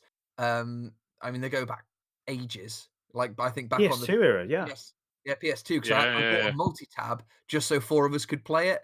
It's Yeah. built for something like the Switch, obviously, because you got 4 Joy-Cons. It doesn't need that many buttons. It's an exclusive Switch title as well, which is awesome. So good, and yeah. just the variety. And at the end, they know exactly who they're marketing. Because at the end, when you've got like also featuring the X-Men in classic like 90s X-Men font. Oh god, yeah, the and X-Men, Fantastic Four, and Marvel Knights. Yeah, In Inhumans as well, and just the sheer variety of playable characters on that looks so good. the roster, and it comes out next month. Comes out in July. Yeah, it's ridiculously soon because they only announced yeah. it this year again at the same time as Yeah. Astral Chain, and it's just like it's out in a month. July 19th. Roll on a month from today-ish. Yeah, I'm in Perfect. for it. And thanks to Twitch Prime, I've got 12 months of Nintendo Online. So if you guys have got, we should absolutely get that. That should be our thing. Definitely. Sweet. What else have we got? We've got Cadence of Hyrule. I've been playing that. It's really good. Ooh. I love it. Yeah. My wife, she wants to download that come payday. She's really excited for that. It looks really good fun. The music in it is amazing. Like, I'm a big Zelda fan, so like it just hits all the right beats for me in a very literal sense. I think it's slightly easier as well than Crypt of the Necrodancer, which is good because I wasn't very good at that game, to be fair. But no, the art style on this is great. The music's great. Everything just blends in really well, and it's not too long either. So it's not too. It's a really good game. Just gotta open up your heart to it. Have any of you guys played any of the Fire Emblem games? Yes. No. What do you think? There are elements of it that are very disgaea in the way you can level up your character and stuff like that. But I look at it and I go, that looks like a lot of time for them to get back or not going to enjoy. So, no. What about you, Beast? Because I don't know anything about them at all. I've not played any of them. What sort of thing would you be expecting from So I watched a half an hour gameplay through it on the Treehouse Live. I played the last one I played was called I want to say it was called Fire Emblem Awakening, and that was for the 3DS. That's correct. I think. That's right. And it's turn-based, sort of grid-based RPG. I think is how you would call it. This one looks a lot more like there's a lot more social interaction between, almost in a Persona type vein. Yeah. Between your combats. So in this one, you are playing as a teacher at a university, and for whatever reason, I think your university teaches young teenagers to go out and fight battles against massive monsters. But you know, because anime. Let's not dive deep into that morality. Well, but yeah, it looks cool, and you spend time training and giving your students new abilities and spending time interacting with them and gaining bonds, which will help in battle. And yeah, I think I might pick it up. But again, it's another game that comes out in July. It's July 26th. Yeah. So because I was talking about it on my stream last night. I was streaming Disgaea, and I said to the guys, I've never played a Fire Emblem game, and there was outrage because the guys who were chatting with me, there was like 5 or 6 of them going, "Well, it's great, it's brilliant. You've got to play Fire Emblem. They're really really good." They are. And I was surprised because I don't, outside of Smash Brothers, I know nothing. In fact, I was so not on the ball with it. I said, "Oh, I have actually played a Fire Emblems game, but it was back on the Game Boy SP." Yeah. And then when I started describing it, they were like, "That's not Fire Emblem. That's Golden Sun, and I was like, oh, Oh, okay. Golden Sun. So I Golden Sun was great. I was like, I'm so out of touch. I don't even remember a game that's kind of like that. I think you'll. Um, I think Yeah. you like this one because it's kind of scary in the way you can manipulate your characters, like swap classes and stuff like that. I don't think there's any item dungeons, as far as I could tell, but the No. tactical elements are there. It's kind of like Putting a lot of time into it, yeah. but if you're into it, you'll get out of it as much as you put into it. I think is probably the best way to put it. Yeah. I could dig it. Okay, so moving from something that a lot of people seem to be really into, something that I don't think anybody's interested in, Mario and Sonic at the Olympics 2020. I thought you were going to mention Dragon Quest Builders 2 then. Just keep going back to it. Just bring it back. Dragging on Dragon Quest. It's a family game, isn't it? Yeah. But It's a mini game what could set. they possibly do different to Sonic and Mario at the Olympics 2019, if there even was one? I don't think It's every there has been one 4 for a few years. is there? Karate, wall climbing, all the real sports. Skateboarding is a new one on Of there. course, I there's noticed. skateboarding there. It's a mini collection, mini game collection. Like you either get it or you don't. It looks fun Yeah. enough. It's not for Smugs. It'll probably sell like 500,000 copies still. It's Well, the kind yeah. of game that your grandma gets for you when she doesn't know what else to get. Like, I bought you It'll a be- video game. It's Mario and Sonic. You like them, don't you? I think it's a game that's going to do very well in Japan though, because obviously the Olympic Games it's going to be the official Olympic Games game, and it's got Mario and Sonic in there. So Yeah. Can I just say, I think we've missed quite an obvious one. I don't know whether we're leaving it to the last. Oh no, But- don't worry. I figured I thought we'd unsheath that sword at the end. Oh. Because I think we need to talk really about Nintendo's trailer for Resident Evil 5 and 6. That was What? the weirdest. the fuck was that? Because they start Yeah. off in a haunted house. Oh yeah. They're And like, then it's oh, like, let's let- play let's- Resident Evil 0. What? let's- What? Yeah, let's play the remake of Resident Evil 1, which we're not even advertising. Because it's already No. out. It's That's so out. weird. So weird. It was weird. Oh god. It was really I mean, weird. You're not Don't wrong. get me wrong, Resident Evil 5 on the Switch, I really, really like Resident Evil 5. It wasn't a good game, but it was certainly a fun game if you had a good partner to play with. Yeah. I think I've platinumed that on the Xbox 360 and on the PS4 on the remaster they did. Fancy man. Nice, man. Right, so I think we've pretty much just got Dragon Quest to talk about. Now that's the definitive edition. That's just a couple of previous Dragon Quest games with a HD layover, isn't it? I think. It's Or is it just a new 11. game? Yeah, It's just 11 on the Switch, really, with a few No, extra bits you of can- content. you can apparently unlock the original, as in one, still in the old 8-bit format. That's kind of And cool. I think it might not just be the first one; it might be like the first 3 or 4. I watched the Treehouse Live for that as well, but I can't remember exactly what they said. That's a lot of but I content know- on one cartridge. Yeah, That's going to have But- that big sticker at the top that says you will need a SD card. like The Witcher will as well. Oh, probably. yeah. which is, you're going to want an Couple of entirely new card for dedicated that. SD cards. They'll pack it in. You will need 3 switches to run this game. So a couple of honorable mentions before we jump into the big thing from Nintendo, one of the biggest things from Nintendo. The 2 characters for Smash. Spanjo. It's the friggin' video for it. I was like, wait, haven't we already seen that stupid dog? Oh wait, no, it's Banjo. Someone who Little trolly somehow manages bastard. to be even more annoying. Yeah. What I'm really hoping is as you're playing, Grunty the Witch turns up halfway through and just goes like makes those I horrible kinda annoying hope in lip the, flapping noises. I kind of hope in the final smash is Grunty sticking a poor unfortunate soul in her stew and making herself young and hot. Oh, sexy Grunty is your finisher. That's pretty rough. That's the plot for the first game. But the Dragon Quest hero Yeah, there's a couple of heroes where you can be. Yeah. You can be the good one from 8 or any of the other ones. probably didn't really need another sword-based hero, but I'm not, not complaining. I think it's a cool design. At least it's not another Fire Is Emblem. that all 4 of the DLC characters announced then? Or were there No. 5? 5. I believe 5 in it's total. So 5. we've got the Plant, Joker, Banjo. No, the plant's Kazooie. not part of it. Plant's not part of it. Oh, Plant is just okay. what you got. Well, that's So you've kind of got neat. Joker, you've got Banjo, you've got the hero. The Dragon Quest. So you'll due at least 2 more, I believe. And rumors abound that one of them is going to be Master Chief. I don't think so now. Not when Banjo's been announced.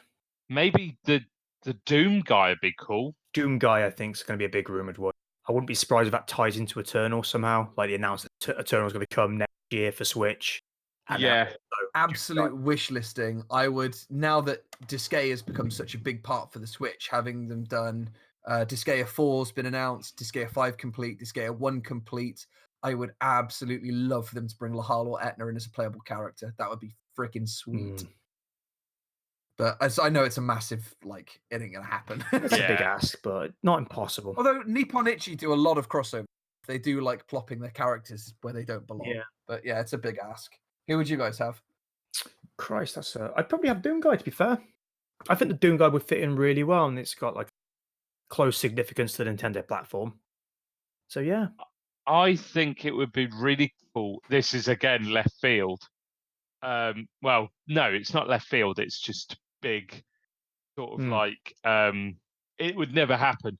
But because they've got that that Ultimate Alliance is Switch exclusive, having just a Marvel character coming in would be amazing. That'd be cool, like Spider-Man or something. Spider-Man like or Iron Man or Captain America.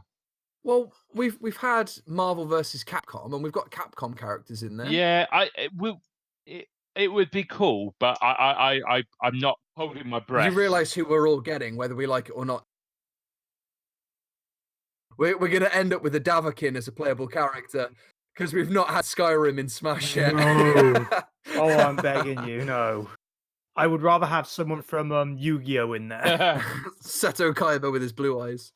Holy shit! Could you imagine? Oh, we've got enough Pokemon Sword and Yes, yes. Obviously, we already knew it was coming. We were released for it that had a already. direct But beforehand. really yeah, it had a whole It direct. had a separate 15-minute direct. Uh, That game looks good.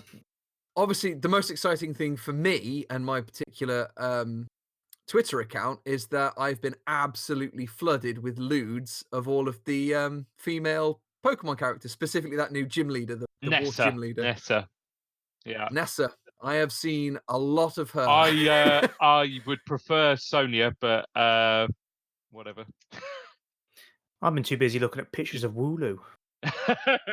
Yeah, so much Wooloo. I don't know what it is about that fluffy bastard, but I am in love with a Wooloo. I would absolutely have a Wooloo I in my actually house. think, because any generation of Pokemon that they bring out, they're always rubbish ones. That's just, and usually they announce some rubbish ones early on, but you can tell the scale of the game is good when I do not find any of the Pokemon that they've announced so far at all objectable. They're really cool. They're really interesting. They're I get very X and Y vibes. Yes. Like with X and Y, like they showed off Pokemon and all that stuff. Like, yeah, oh, that one looks good. That one looks good. That one looks good. Yeah. These all look really cool, like simplistic designs. Yeah. And that's why I didn't get on so well with Sun and Moon, because the designs are a bit too over designed again. Sun and Moon was a bit of a bloated game in general, in my opinion. But they seem to have pulled it back with this one again. I have to say, okay, I'm not a big fan of this Dynamaxing business. I like my Pokemon battling pure and simple and just two Mons going at each other.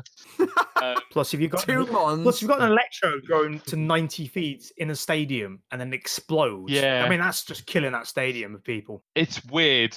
I think it's possible to overthink things a little more. Maybe. The wild area looks awesome. It's exactly what people wanted. For ages, it's an open world sort of Pokemon game. What else am I? The only thing, and I know this has blown up the internet recently. Well, it has, at least in the Pokemon community, which I'm quite a big. That's probably my. If I was to name a series, I'd put most time into it. It'd be Pokemon easily. They call him Beast the Pokemaniac. So, obviously, they announced that with Pokemon Home, which will replace Pokemon Bank, you you will only be able to transfer Pokemon from Pokemon Home to Galar, which is the new region, if those Pokemon are in the Galar Pokedex, which won't necessarily mean all of the Pokemon are going to make it. Which is a shame. It's a shame, certainly, but you can't map 1,000 Pokemon. No, and as me and Bruce were discussing, this will come as free DLC in the future. No question. It's just we're living in 2019. There are no games released these don't have more content come later on down the line. I find it disappointing that the Pokemon community, which is great, I follow like Ace Trainer Liam, Birdkeeper Toby are two of the big people in the community who I follow their YouTube channel and their Twitter and stuff like that. And they're trying to be positive about it, but there's been so much spite about it in the community, which is really unbecoming of a Pokemon. It's Pokemon. It's meant to be fun. And like, I don't know if you guys have probably heard of Cerebi.net. Yes, I have. Which is run by Joe Merrick, another guy I follow, and he's been getting legitimate abuse because he's been defending these games, and that is just not on. So but other than that, I don't like to see that toxicity. That is Pokemon Sword and Shield is probably my most anticipated game that's coming out this year, because obviously Cyberpunk is my top. But of course, it's just behind Borderlands 3, but I'm pretty stoked. I think it's going to be good. Yeah. Right, we've got about 4 minutes left of recording time, so let's start wrapping things up a little bit. Things that we thought were going to be there but weren't. We obviously already mentioned Metroid Prime. Yeah. Is there anything else really that we think should have? Ow!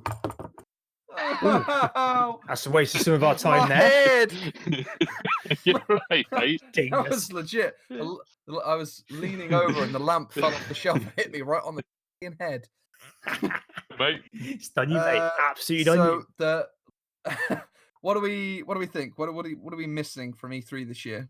Well, we had a chance of missing Death Stranding, but they put out a 9-minute trailer before E3, so we know a date for that now and all the rest of it. We don't have enough time to go into the madness of Death Stranding. That's a new podcast. That's a podcast. New podcast. I'm just going to say that in previous games, we had the madness of Kodge being reined in by Konami, and now he doesn't have Konami holding him back. So we're just going to get pure 100% unfiltered Kodge.